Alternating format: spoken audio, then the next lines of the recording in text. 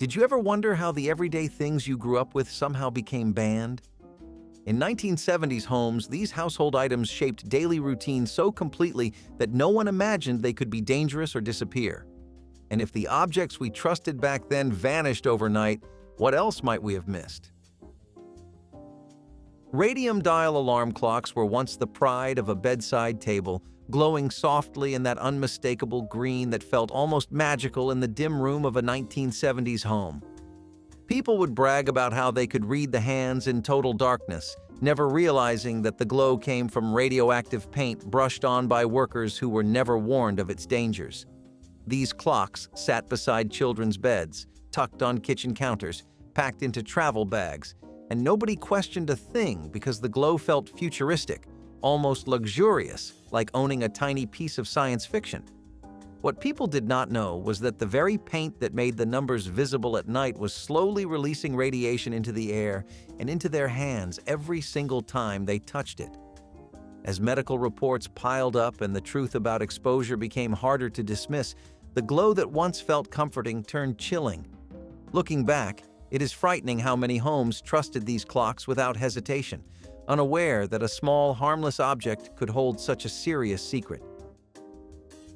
Formaldehyde foam insulation was marketed as the miracle shortcut for any homeowner who wanted a warm house without spending a fortune, and countless families in the 1970s eagerly embraced it. Contractors filled walls with this airy white foam that expanded quickly, hardened fast, and seemed like a modern solution to drafty living rooms. For a brief moment, it felt like every neighborhood was upgrading at once, sealing up their homes with what was promised to be the future of budget-friendly insulation. But soon, the complaints started rolling in, and they were not mild ones. People began waking up with burning eyes, aching lungs, raw throats, and an unshakable chemical smell that clung to every room in the house. Children developed chronic coughs, pets fell sick, and entire families wondered why their homes suddenly felt hostile instead of safe. Investigators eventually discovered that this foam released dangerous formaldehyde fumes that built up inside sealed houses, especially in the winter months when windows stayed shut.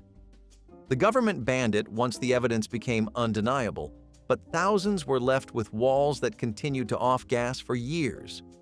What started as a cheap improvement became one of the most regretted home upgrades of the decade, a reminder that not every shortcut is worth taking.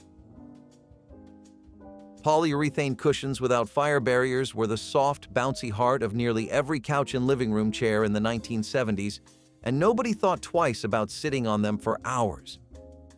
The furniture looked cozy, inviting, and perfectly harmless, but inside the cushions was a ticking time bomb. The foam was unbelievably flammable and burned hotter and faster than most people could even imagine. All it took was a dropped cigarette, a spark from a fireplace, or a child playing too close to a lamp for the entire cushion to erupt in flames. Families often had no warning at all, because the foam did not smolder slowly the way natural fibers did. Instead, it ignited instantly and produced thick black smoke that filled a room before anyone had time to react. Firefighters began reporting the same horrifying pattern in house after house, and investigators realized that these cushions were turning small accidents into full-blown tragedies. Government stepped in and demanded fire-resistant barriers, but only after far too many avoidable disasters. Looking back, it is unsettling to know that a perfectly ordinary piece of furniture could transform into something so dangerous without a single person in the home realizing it. Recalled aluminum wiring connectors were once hailed as the budget-friendly alternative during the wiring shortages of the 1970s, and countless new homes relied on them. Builders loved them because they were cheap, available, and easy to install, and homeowners loved them because nobody complained about a lower electrical bill. But the flaws were already quietly forming in the walls where nobody could see them. Aluminum expanded and contracted far more than copper, and over time these movements loosened the connections that held everything together.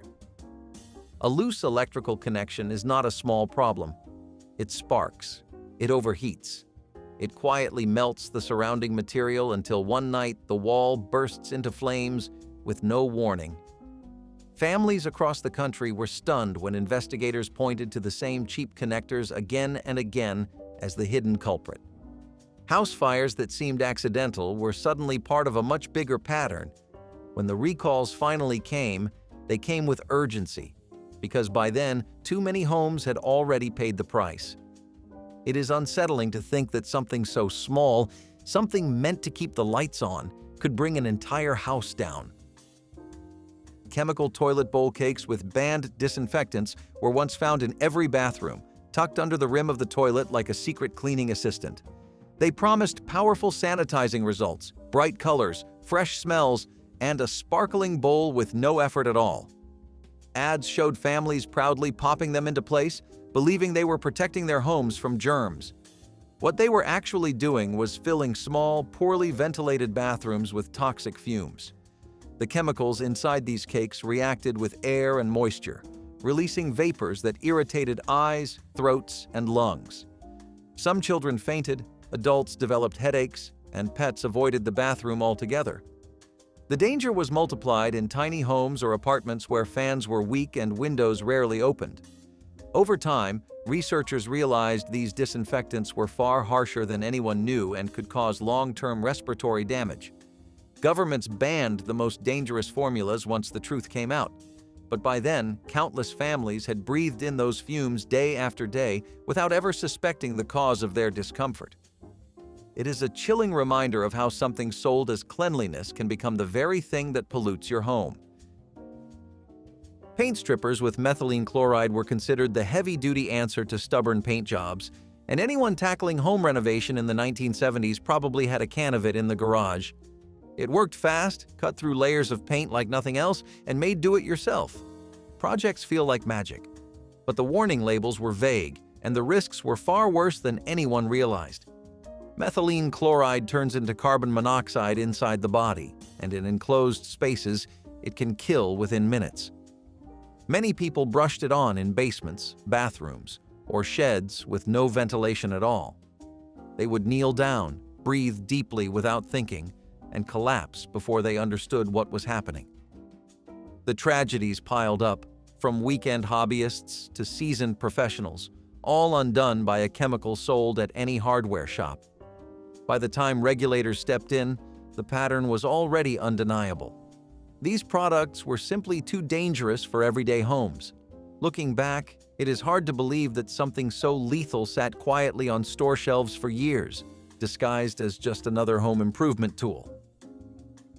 Cadmium-plated ice trays looked sleek, shiny, and perfectly modern in the 1970s kitchen, especially beside the newest refrigerators. Metal trays froze water quickly, popped out cubes cleanly, and felt sturdier than plastic. But the smooth silver finish that made them look so refined came from cadmium, a heavy metal that slowly flaked off and mixed into the ice. People placed these contaminated cubes into children's drinks, iced tea pitchers, holiday punch bowls, and never suspected a thing. Over time, researchers discovered that cadmium could damage kidneys, weaken bones, and build up in the body with long-term exposure. The more scientists learned, the worse the picture became, and soon every health agency demanded that cadmium vanish from anything that touched food. When these trays were banned, most families were shocked to hear that something so normal had been quietly poisoning them. It still feels surreal that ordinary ice cubes, the kind you never think twice about, once carried risks nobody imagined. Electric can openers without blade guards seemed like a futuristic upgrade for a 1970s kitchen. They promised hands-free ease, smooth cutting, and a modern convenience that felt like a small luxury people loved showing them off, pressing a button and watching the can spin as the lid lifted effortlessly. But the early models hid a serious flaw. They had exposed blades that could slice fingers as easily as metal, especially when children tried to use them or when adults reached to remove a stuck lid. Emergency rooms began reporting the same pattern of deep cuts and accidental injuries. What should have been an improvement turned into a hazard that waited for the slightest mistake. Manufacturers rushed to add guards and redesign the safety features. But the early models had already caused far too many accidents. It is a strange feeling knowing that a tool meant to make life easier ended up drawing more blood than any kitchen knife ever did. Microwave oven models without radiation shielding were the wild frontier of new technology in the 1970s. Families were mesmerized by the idea of heating food in seconds, and microwaves became a symbol of progress and modern living. But early units were imperfect, rushed to market before the science was fully understood. Some leaked microwave energy through gaps in the door seal or thin shielding, and people reported headaches, dizziness, and strange tingling sensations when standing too close. Parents began noticing pets acting oddly near the machines, and technicians documented power leaks far above safe limits. Regulators stepped in fast once the danger became impossible to ignore. New standards forced manufacturers to redesign the doors, seals, and internal shielding, making the earlier models illegal to sell. It is unsettling to think how many families treated these early microwaves like harmless appliances, unaware that standing in the wrong spot could expose them to invisible energy no one yet understood. Children's metal high chairs without restraints were a familiar sight in homes across the 1970s, their shiny metal frames and simple trays making them look sturdy and dependable. Parents placed their toddlers inside with complete trust, believing the chair's weight alone would keep it stable. But these early designs tipped over easily, especially when a child leaned forward, pushed against the tray, or shifted their weight. Without proper straps, nothing stopped a child from sliding out, standing up, or toppling the entire chair. Emergency rooms saw a disturbing rise in head injuries, broken arms, and frightening falls from these seemingly harmless seats. Investigators found the same design flaws again and again, leading to urgent safety campaigns and eventual bans. Looking back, it is painful to imagine how many parents never realized the danger until it was too late. A piece of furniture meant to protect a child ended up putting them at risk, proving that safety can never be something you assume. Hard plastic baby bottles containing BPA were everywhere in the 1970s, tucked into diaper bags, lined up on kitchen counters, and handed to sleepy newborns without a second thought. Parents loved how durable they were, how easily they washed, and how they never shattered like old glass bottles did. They seemed like the safer choice, the practical choice, the modern choice. But inside that strong plastic was a chemical that slowly seeped into the warm milk and formula held inside it, especially when heated in hot water or a sterilizer. That chemical was BPA, and researchers would later discover that even tiny traces could interfere with hormones in infants, affecting development in ways nobody even imagined at the time. What makes it feel even worse is that parents back then genuinely believed they were doing the right thing. They trusted the packaging, they trusted the science, and they trusted the stores that sold these bottles by the millions. When researchers eventually linked BPA to endocrine disruption, the shock was enormous. Suddenly, the object a parent held closest during the earliest days of their child's life was the same object experts were urgently telling them to throw away. The ban came swiftly once the truth sank in, and companies scrambled to replace every design. But the uneasy feeling lingered for years afterward, as parents wondered how something so small and so ordinary had carried a danger no one warned them about. Plastic wraps containing PVC and DEHA were considered one of the ultimate conveniences in a 1970s kitchen. You pulled the crinkly sheet from the roll, stretched it across leftovers, pressed it tightly around bowls, and trusted it to keep food fresh the way every advertisement promised. It smelled like plastic, it clung to everything, and once it touched warm food, it softened and drooped in a way that felt completely normal at the time. What nobody realized was that heat made the chemicals inside the wrap migrate directly into the food beneath it. Studies later showed that PVC and DEHA leached into meats, cheeses, and even produce when the wrap was warmed, folded, or pressed tightly, especially in lunchboxes left sitting in the sun. Families consumed those chemicals daily without knowing it, believing they were protecting their food instead of contaminating it. Once research revealed that these compounds were endocrine disruptors and possible carcinogens, governments rushed to ban them. It was a sobering moment for households everywhere, especially parents who felt betrayed after using the wrap for school lunches year after year. Today, safer wraps exist, but the memory of how easily something unsafe slipped into every home is hard to forget. It is unsettling to think how many children grew up eating food that carried invisible chemicals, only discovered long after the meal was finished. Electric extension cords without grounding or heat limits were once tossed casually into every junk drawer in the 1970s. They powered lamps, radios, holiday lights, and entire living room setups without anyone considering what might happen under the strain. Most families used the same cord for years, letting it twist, fray, bend, and tangle behind couches where nobody ever checked it. But these early cords had no grounding protection, no heat cutoff, and often no insulation strong enough to withstand long-term use. As electricity flowed through overloaded wires, the heat built up silently, melting plastic, exposing metal, and creating sparks just waiting for something flammable to touch. House fires that seemed random at first began revealing the same culprit hiding in the ashes. Firefighters kept finding extension cords scorched to nothing. Their ends fused to outlets, investigators pushed for stricter standards, and eventually the unregulated cords were banned in favor of grounded, temperature-tested designs. Families were shocked to learn that the thin cord they trusted to bring power into their homes had been one of the biggest fire hazards they owned. It is unsettling to think that a simple everyday tool, used so casually, held the potential to destroy an entire home without any warning at all.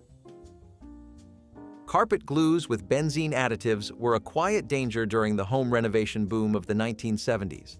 People ripped up old flooring, laid down plush carpets, and sealed everything with adhesives that promised long-lasting hold. The smell was strong, but homeowners shrugged it off as the normal scent of fresh renovation, never imagining the fumes were far more dangerous than they appeared. Benzene, a chemical once used freely in these glues, can enter the body through inhalation and accumulate over time. Families who spent long hours installing carpet in closed rooms breathed in concentrated fumes without any ventilation.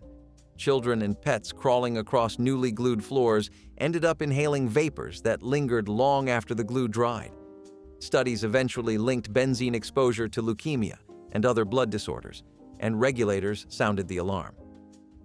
The ban arrived quickly after scientists traced these illnesses back to widespread residential exposure. For many families, the realization was heartbreaking.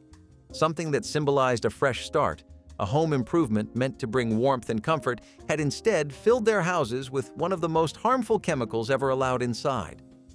It still feels shocking that such a powerful toxin was packaged and sold as casually as any household supply. Mercury switch thermostats were once a staple on the wall of almost every household, with their tiny internal capsules silently tipping back and forth to regulate the heating. The simple click that signaled a change in temperature was considered reliable, steady, and comforting. Hidden behind that dial, however, was a sealed glass tube filled with liquid mercury, a substance now known to be extremely hazardous to people and the environment. Homeowners never thought about what would happen if the thermostat broke or was thrown out with normal trash. When smashed or discarded, these tiny tubes released mercury into the air or soil, creating contamination far greater than anyone realized. Over time, landfills became dotted with these fragile thermostats, each one capable of releasing toxic vapor into surrounding areas. Regulators stepped in once the scale of the problem became clear, banning new mercury thermostats and demanding safe disposal methods for old ones. For families who grew up with those beige plastic boxes on the wall, it is unnerving to realize how close they lived to a dangerous heavy metal every day. A device meant to protect comfort and temperature also carried a hidden cost no one understood until decades later. Disposable flash cubes were once the beating heart of 70s photography, clicking into place on top of the camera with a satisfying snap before lighting up the room with each shot. Families used them for birthdays, school events, and vacations, capturing precious memories with brilliant bursts of light. What people did not know was that each cube used a miniature combustion reaction to create that brightness. After several flashes, the internal chemicals heated up rapidly, and in some cases, the cube overheated to the point of bursting. Photographers discovered burns on their hands, shards of plastic flying into the air, and in rare situations, small flames flickering from overloaded cubes. Parents who handed cameras to their children had no idea the tiny box above the lens held such explosive potential. Once regulators investigated the pattern of injuries, the most dangerous cubes were banned and safer versions replaced them. Still, the idea of a family photo session turning unexpectedly hazardous remains one of the strangest relics of 70s technology. It is unsettling to think that capturing a simple picture could have ended with a trip to the emergency room. PVC inflatable furniture was a short-lived craze in the 1970s, filling bedrooms and basements with clear plastic chairs that looked like they came straight out of a futuristic movie. Teenagers loved them. College students filled entire dorm rooms with them, and catalogs advertised them as the ultimate mix of style and affordability. But the plastic they were made from contained chemicals that released fumes, especially in warm rooms or direct sunlight. Anyone who owned one remembers the strange chemical smell that never quite faded, no matter how often the chair was cleaned. These fumes included plasticizers and volatile compounds now known to cause respiratory irritation and long-term health effects. The more these chairs heated up, the more they released, turning bedrooms into low-level chemical chambers without anyone realizing it. When regulators examined the off-gassing levels, the results were alarming enough to trigger bans on certain PVC formulas. The once iconic clear chair vanished almost overnight, replaced by safer materials. Today, the memory of those floating plastic seats comes with the unsettling knowledge that they were quietly polluting the air the whole time. High-lead ceramic holiday decorations once lined mantels and shelves throughout the winter season, adding color and sparkle to family homes. People displayed painted figurines, candle holders, and ceramic ornaments passed down through generations. What they did not know was that the glossy paint and glaze often contained dangerously high levels of lead. As these decorations aged, tiny flakes and dust particles settled onto furniture, carpets, and even children's hands. Toddlers who played near decorated mantels or chewed on ceramic ornaments were unknowingly exposed to lead, a heavy metal that can cause lifelong developmental damage. Parents never imagined that something so festive could carry such a hidden danger. Once researchers tested older ceramics and found extreme lead levels, governments banned many of the glazes and paints used at the time. Families were urged to pack away heirlooms or handle them with caution. It is still troubling to think that the cheerful decorations meant to brighten homes in winter were quietly releasing toxic particles into the same rooms where children played. Liquid bronzing sprays for decor were a favorite craft item in the 1970s, coating leaves, pine cones, wreaths, and holiday centerpieces in gleaming metallic color. The mist created a shimmering effect that felt elegant and artistic, transforming ordinary objects into sparkling decorations. But the spray contained fine metallic particles and solvents that easily entered the lungs when inhaled. Many people used the sprays indoors, unaware that each burst released chemicals that lingered in the air long after the project was finished. Children helped with craft projects, breathing in vapors meant only for professional studios. Over time, researchers linked these sprays to lung irritation, chronic respiratory issues, and long-term damage in frequent users. When regulators discovered how harmful these airborne particles were, especially in enclosed spaces, the harsher formulas were banned. Looking back, it feels startling to imagine families gathered around a table, crafting holiday decorations while unknowingly filling their home with hazardous fumes. The beauty the sprays created came with a cost nobody understood until much later. Phosphate-heavy laundry detergents were once the standard in every laundry room, promising cleaner clothes, brighter whites, and powerful stain removal. People loved how effective they were and how soft the clothes felt afterward. But every wash cycle sent phosphates down household drains and into rivers, lakes, and streams. These chemicals acted like fertilizer for algae, triggering massive blooms that choked waterways, depleted oxygen, and devastated fish and plant life. Entire ecosystems collapsed silently, while families unknowingly contributed load after load of detergent. Scientists sounded the alarm when lakes turned murky and lifeless, covered in thick layers of algae that smelled sour and looked unnatural. Environmental agencies linked the damage directly to phosphate detergents and pushed for an urgent ban. When new regulations took effect, many families were stunned to learn that their everyday laundry routine had played a role in harming the environment. It is a powerful reminder that even the smallest household habit can ripple outward into something much larger than anyone expects. Clothes irons with cloth-wrapped cords were a normal sight in 70s households, lying beside ironing boards or tucked into laundry room shelves without anyone questioning their safety.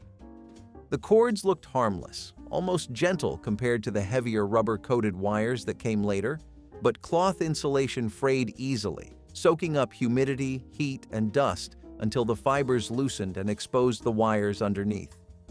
A single spark from a damaged cord could ignite the fabric instantly, turning a simple ironing session into a dangerous situation. Many families experienced small scares without realizing they were warnings of a much larger hazard hiding in plain sight. As fires and electrical shocks became more common, inspectors pushed hard for safer rubber-insulated cords that could withstand heat and wear. When the ban finally arrived, it was clear that these older cords had been accidents waiting to happen. Today, it is startling to think how casually people handled something that could burst into flames with barely a nudge or twist. Popcorn ceiling repair kits containing chrysotile asbestos once filled hardware store shelves, marketed as an easy way to fix cracks or patch small sections of the textured ceilings, popular at the time. Homeowners sprinkled the powder, mixed it with water, and brushed it on without masks, gloves, or ventilation. They believed they were freshening up their home, not releasing microscopic fibers that could remain in their lungs for life. Chrysotile asbestos was woven into countless products because it strengthened materials and resisted heat, but the risks were far more severe than anyone realized. Asbestos exposure was later linked to deadly respiratory diseases, and the danger increased when people sanded, scraped, or vacuumed. The dried texture investigations revealed that even small home repairs could create clouds of invisible contamination. When the truth finally surfaced, regulators banned these kits entirely and required specialized removal teams for any asbestos surfaces. For families who used them without a second thought, it is haunting to imagine how much of that dust lingered long after the project was finished. Old gasoline containers without child-safe caps were once tucked under workbenches, stored in sheds, and carried in car trunks without any sense of urgency. The simple twist-off lids made pouring fast and convenient, but they also made it dangerously easy for children to open them. Many accidents happened when curious hands found the cans, tipped them over, or inhaled the fumes that escaped freely through loose or unsealed openings. In hot garages, vapors built up and sometimes ignited from the smallest spark, turning an ordinary afternoon into chaos. Parents often had no idea that the containers themselves were part of the problem, not just the gasoline inside them. Some families believed the accidents were simply bad luck, unaware that safer designs already existed. The lack of ventilation in many garages made the vapors even more dangerous than people realized. Even responsible adults had no protection from fumes seeping out of poorly sealed lids. As burn units reported similar incidents across the country, regulators demanded safer designs that locked tightly and resisted tampering. The new standards saved countless families from tragedies that once happened far too frequently. It is unsettling to think how long these containers were treated as harmless, even though they held one of the most flammable substances in everyday life. Fluorescent light ballasts filled with PCB oil were hidden inside ceiling fixtures in kitchens, basements, and hallways, humming quietly above families who never imagined they contained something dangerous. The oil helped regulate heat and prolong the life of the lights, but once leaks began, the real problem showed itself.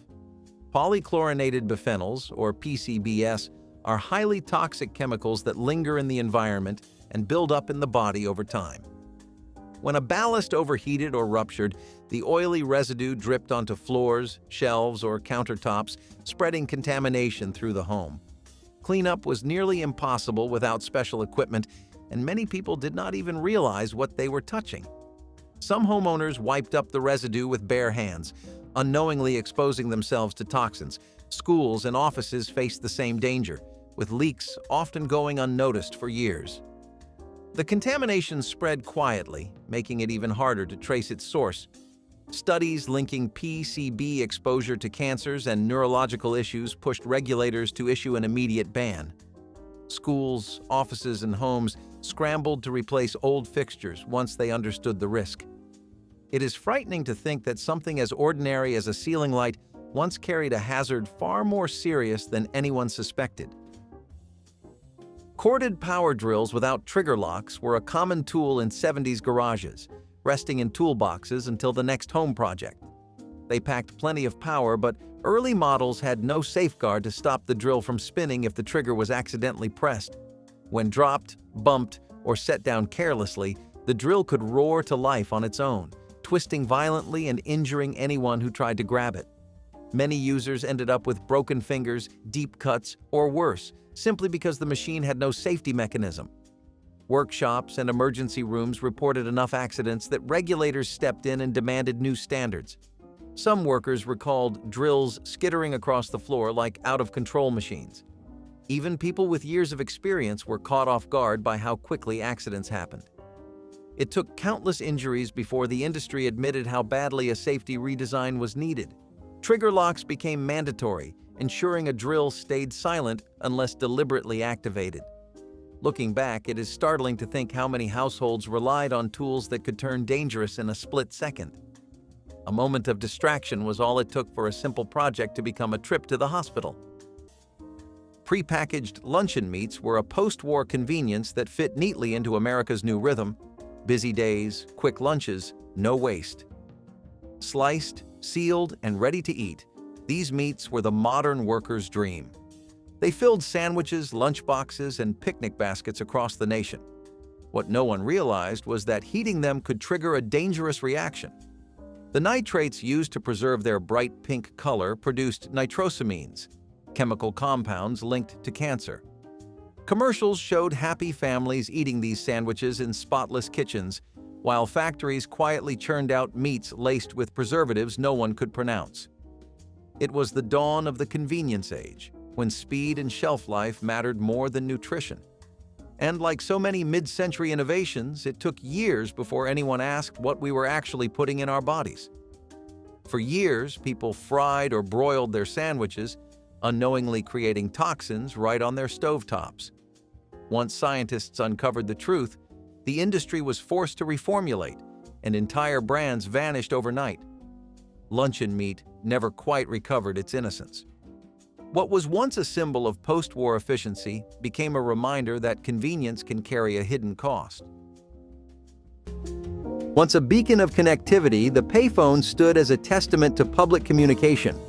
Scattered across urban and rural landscapes, they offered a lifeline, a portal to distant voices. Indeed, finding a forgotten quarter in the coin return slot felt akin to winning the lottery, a small urban treasure hunt that could brighten any day.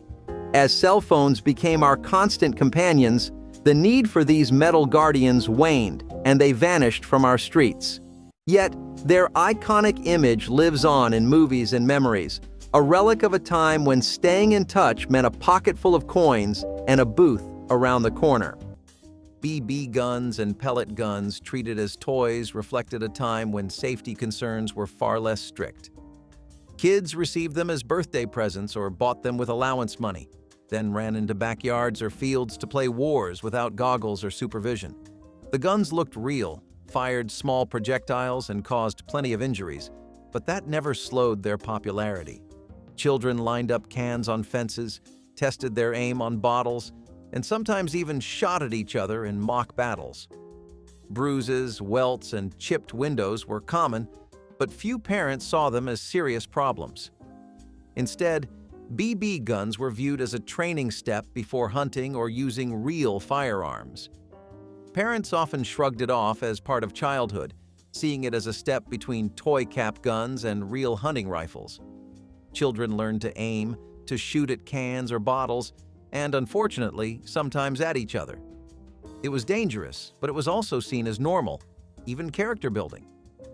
Today, strict regulations, bright safety markings, and bans on certain models make them far different from what they were.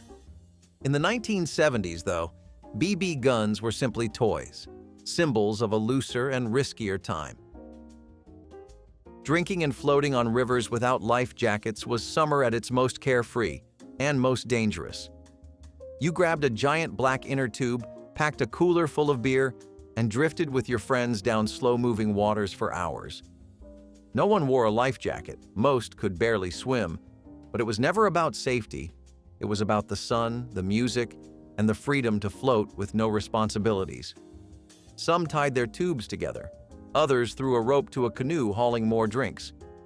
The river became a party, and the risks were part of the fun. You might remember falling out and laughing, feet searching for the rocky bottom, arms flailing before someone pulled you back in. Today, alcohol use while floating or boating is strictly monitored. Life jackets are required for anyone under a certain age in most states, and adults can face citations, or worse, for ignoring safety laws. But in the 1980s, there was no lecture, no patrol, just a lazy current and a long afternoon. And while the river taught you how to stay afloat, the classroom taught something entirely different, often with a wooden paddle. Formaldehyde-laced milk sounds like something out of a nightmare, but in the early 1950s, it was a reality for some families. When refrigeration was expensive and spoilage high, certain dairy producers found a shortcut. Add a touch of formaldehyde, a preservative used for embalming. It kept the milk fresh longer, even in the heat. To the average shopper, this was the golden age of trust. If it came in a bottle with a farm logo, it had to be safe. The idea that something so pure-looking could be chemically tampered with was unthinkable. But greed and convenience always find their way into progress, especially when no one is watching. Consumers never suspected a thing, trusting the white liquid poured into their children's cereal bowls. For years, families drank what they believed was the purest symbol of health, completely unaware of the chemical lurking within. It took illness, lawsuits, and stricter inspections to expose the practice. Once the scandal broke, public trust in the dairy industry took a hit that lasted decades. The lesson was clear: not everything that looks wholesome is. Sometimes the most dangerous things are the ones that seem the most natural. Before digital streaming platforms like Spotify, the audio cassette reigned supreme, offering a personal touch to music curation through the creation of mixtapes. Philips launched this innovative format in the 1960s, transforming cassettes into powerful means of expression beyond mere songs. Despite being overshadowed by CDs and MP3s, cassettes have seen a revival among those nostalgic for a tangible music experience. Mixtapes, meticulously assembled, symbolized affection and personal milestones, embodying the art of sharing music intimately. The ritual of rewinding tapes may have faded, but the essence of mixtapes endures, evoking a bygone era where music sharing was a thoughtful, personal gesture. Today, the audio cassette remains a beloved relic, celebrated for its role in crafting heartfelt musical narratives. In 1979, Sony unleashed a revolution that fit snugly into the pockets of a generation hungry for mobility: the Walkman. This wasn't just a device, it was a declaration of independence, allowing music to become a personal, portable experience. Suddenly, every walk to school, every bus ride, and every riding in the back of pickup trucks was one of the ultimate thrills of the 1970s. Kids and even adults piled into the open bed, sitting on wheel wells or dangling their legs over the edge as the truck sped down roads and highways. It was seen as harmless fun, a way to pack more people into a vehicle during summer outings, parades, or even just casual drives. No one thought about the lack of safety, and there were no laws stopping it. Children stood up to feel the rush of wind, holding onto the sides as the truck bounced over bumps. Families laughed together on hayrides or waved to neighbors during parades, treating it like a carnival ride. Even dogs joined in, tails wagging as they leaned into the breeze. For children, the wind rushing past and the feeling of freedom made it one of the most exciting rides of their lives. Parents sometimes even encouraged it, especially in rural areas where it was considered part of growing up. Today, the very idea of riding unrestrained in the open back of a truck on a freeway feels reckless and dangerous. But in the 1970s, it was a symbol of carefree childhood. Mercury thermometers were a household staple, used on babies, adults, even pets. Tucked in bathroom drawers or first aid kits, they were slim, silver, and dangerously beautiful. If you were sick, your mom would shake the thermometer to reset the mercury, then slide it under your tongue or arm. You waited in silence, watching the silvery liquid rise and hold its place. Nobody questioned it. It was science. It was routine. But those thermometers were filled with mercury, a potent neurotoxin that could poison the air if the glass broke, and they often did. A slip from the counter or a hard shake could send beads of mercury rolling across the floor like tiny balls of doom. Most families wiped them up with tissues or brooms, unaware of the harm.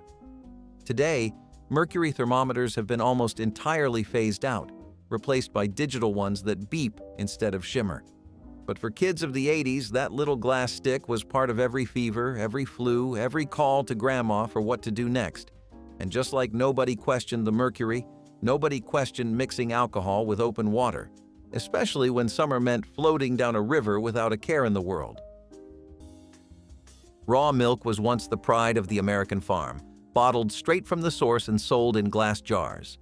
People swore it tasted better, richer, creamier, and somehow more real. In the 1950s, it was still common to see it on grocery shelves, untouched by modern processing. But beneath the nostalgia was danger. Without pasteurization, raw milk carried bacteria that caused tuberculosis, salmonella, and other deadly diseases. Rural families, especially in dairy states, considered pasteurization unnecessary city talk. They trusted their cows, their neighbors, and the land itself. Unfortunately, nature is not as kind as nostalgia remembers. It hides danger even in the things we love most. Families believed they were drinking nature's perfect food, not knowing that it sometimes carried the very thing that made them sick. Eventually, stricter food laws swept across the country, forcing dairies to heat-treat every drop before it hit the store. Raw milk became illegal in most states, a symbol of both freedom lost and safety gained. To some, it was government overreach. To others, it was salvation. Either way, the days of milk straight from the cow were gone for good. If you were a kid in the 1970s, chugging water straight from the garden hose was basically a rite of passage. You would be out playing tag, riding bikes, or building questionable tree forts and suddenly realize you were dying of thirst. No one ran inside for a water bottle. You went for the hose. You cranked the knob, let the sun-heated water blast out for a few seconds, and then put your mouth right on the nozzle. No one asked where the hose had been or what might be growing inside it. Rubbery taste? Totally normal. Mystery specks? Built character. Parents barely noticed unless you soaked your shirt. Nobody thought twice about what kinds of chemicals were leaching from the plastic or whether small bugs had made it their home. We just drank and kept running. But when it came to food, there were rules. Except during Halloween, when those rules took a break and you took candy from strangers with zero hesitation. Candy cigarettes marketed to kids showed just how differently the 1970s viewed smoking culture. These chalky, sweet sticks came in boxes that looked exactly like real cigarette packs, complete with brand names and logos. Some even had powdered sugar that puffed out like smoke when you blew on them. Kids mimicked adults by holding them between fingers, lighting them, and pretending to smoke. Parents laughed and took photos, never thinking twice about the message it sent. Playgrounds often turned into smoking lounges, with kids showing off fake packs as if they were grown-ups. Some even argued about which brand tasted better, copying conversations they had overheard from parents. Candy shops displayed them proudly, treating them as just another treat. They were sold right alongside candy bars at every corner store, making them irresistible to children. It was not until much later that society realized how inappropriate it was to encourage kids to play with fake cigarettes. Today, the idea of marketing a candy that mimics smoking seems outrageous, but back then, it was just another example of how normalized smoking was in daily life. Parents letting toddlers ride on laps while driving was not a rare sight. It was a Sunday drive tradition.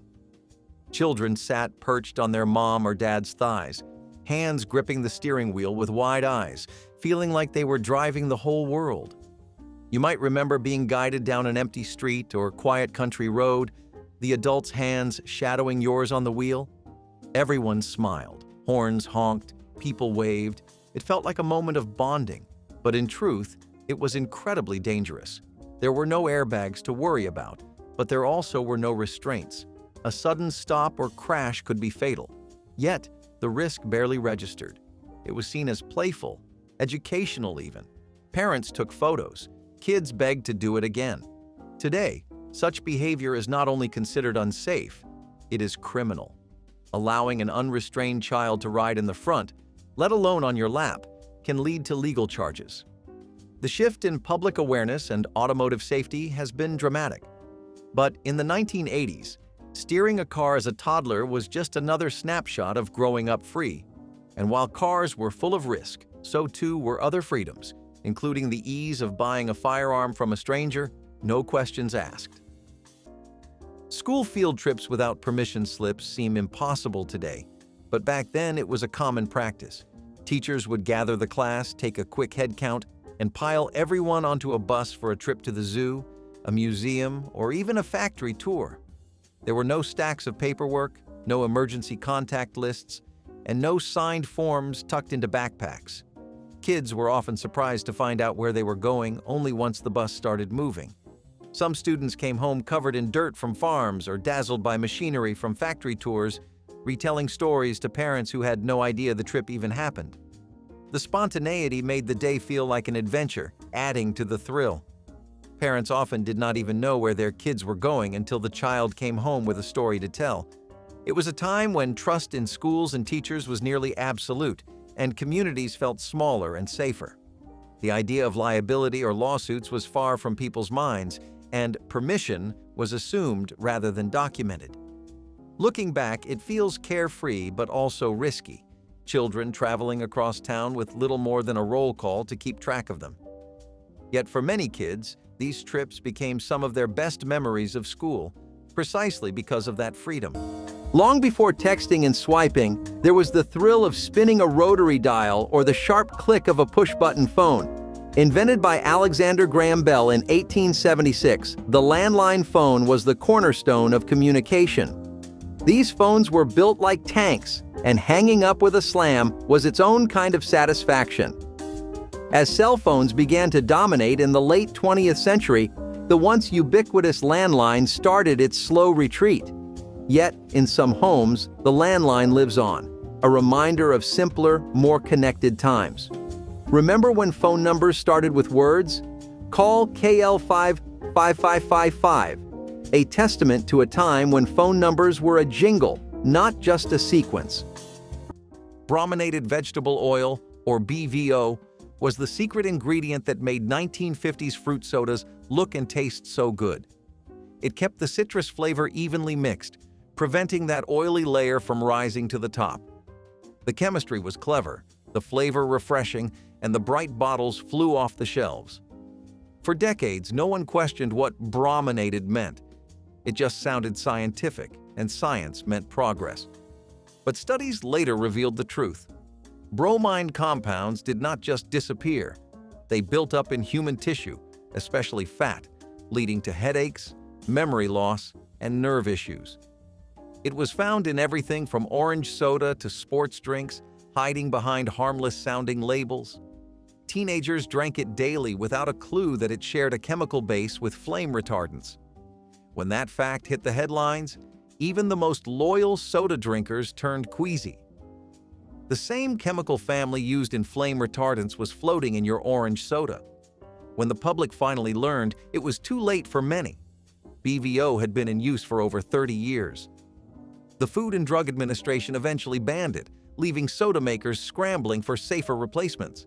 Still, those who grew up in that era can probably remember the taste: sweet, fizzy, and unknowingly toxic. Back in the 1970s, asbestos was the miracle material nobody questioned. It was fireproof, heatproof, durable, and completely packed into everyday items like ironing board pads. If you were ironing your Sunday best or pressing collars for school, chances are you were standing over a big square of asbestos without even knowing it. The logic back then was that if something could handle heat, it was good. And asbestos? It could handle just about anything, except your lungs. That stuff did not just stay in the pad. It crumbled, it flaked, it floated right up into the air and got breathed in over and over again. Still, no one thought twice. Moms would lean over the ironing board, kids running around, windows shut, and steam rising up like a sauna of danger.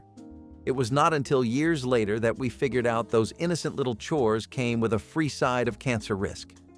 And speaking of leaving kids in questionable situations, sometimes they were not in the house at all. Sometimes they were left in the car, alone, with the windows rolled up.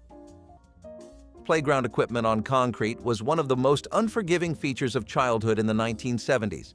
Jungle gyms, swings, seesaws, and monkey bars were bolted directly into asphalt or packed dirt. Kids climbed to dizzying heights, swung as far as they could, and when they fell, they hit hard. Scraped knees, bloody elbows, and broken bones were part of the package. Parents brushed it off as kids being kids, and teachers handed out bandages without calling an ambulance. Children dared each other to climb higher or jump farther, often taking risks that ended with painful falls. Merry-go-rounds spun so fast that kids were thrown across the blacktop, tumbling and laughing even through tears. Metal slides burned legs in summer heat, yet kids lined up for another turn. Playgrounds were meant to toughen children up, not cushion them. Metal slides baked in the summer sun, scorching bare legs, while merry-go-rounds spun children so fast they were flung off into the pavement. Today, safety codes require rubber mats, wood chips, and safer equipment. But in the 1970s, it was about adventure and risk. Looking back, it seems shocking that children were left to climb metal towers over concrete with no helmets or padding, but at the time it felt normal and even fun. No seatbelt use was not just common, it was practically invisible. Cars came with seatbelts, but they were rarely used. Children piled into the back seat without a second thought, curling up with pillows, playing games, or hanging their heads out the window like golden retrievers. On long trips, siblings would wrestle or lie down to nap across the entire back row. Adults, too, often left their belts untouched, especially in the front passenger seat. The seatbelt light was just an annoying feature, easily ignored. There were no alarms, no relentless dings, just silence and freedom. Many people viewed seatbelts as unnecessary unless they were driving fast or on highways.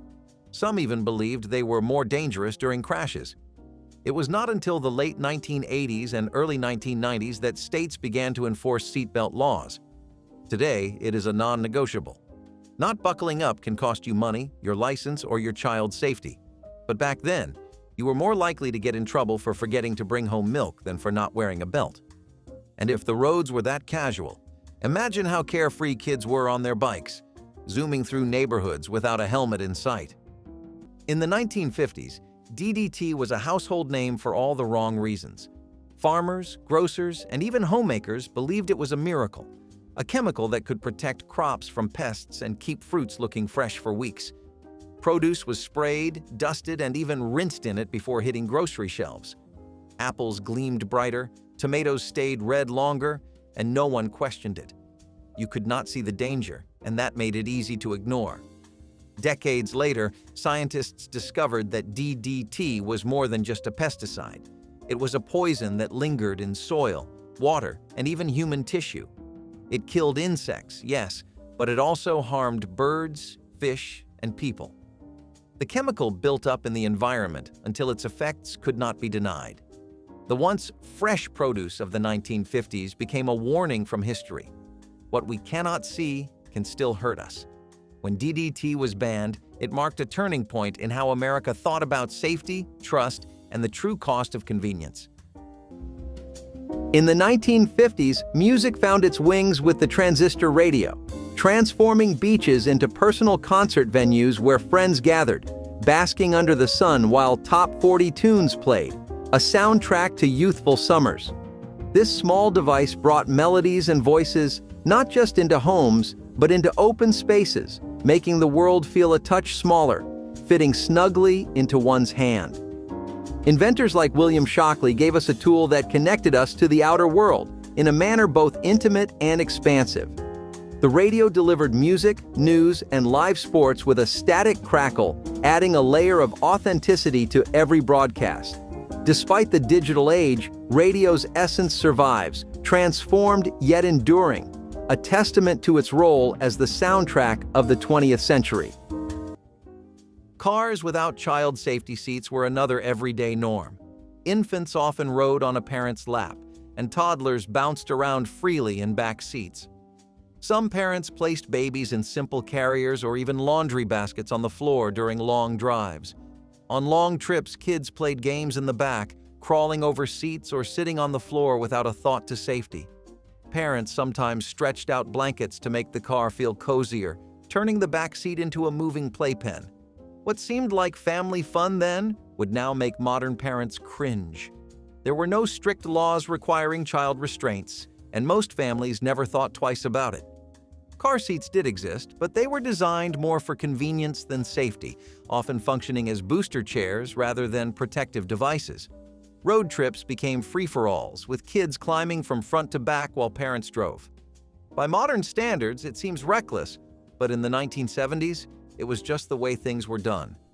Only later did laws and awareness campaigns make car seats mandatory, changing the way families traveled forever. Collecting and playing with lead-painted toys was not just common, it was colorful. Bright red fire trucks, yellow duck pull toys, green building blocks, all coated in lead-based paint that chipped with time and clung to tiny fingers. Kids chewed on them, babies teethed on them. Nobody thought twice. Lead paint made colors pop and finishes last. It was used in toy trains, doll houses, lunchboxes, and even cribs. But as scientists and doctors began linking lead exposure to cognitive delays, behavioral problems, and even organ damage, the danger became harder to ignore. Still, many households in the 1980s were filled with toys made before stricter regulations took hold.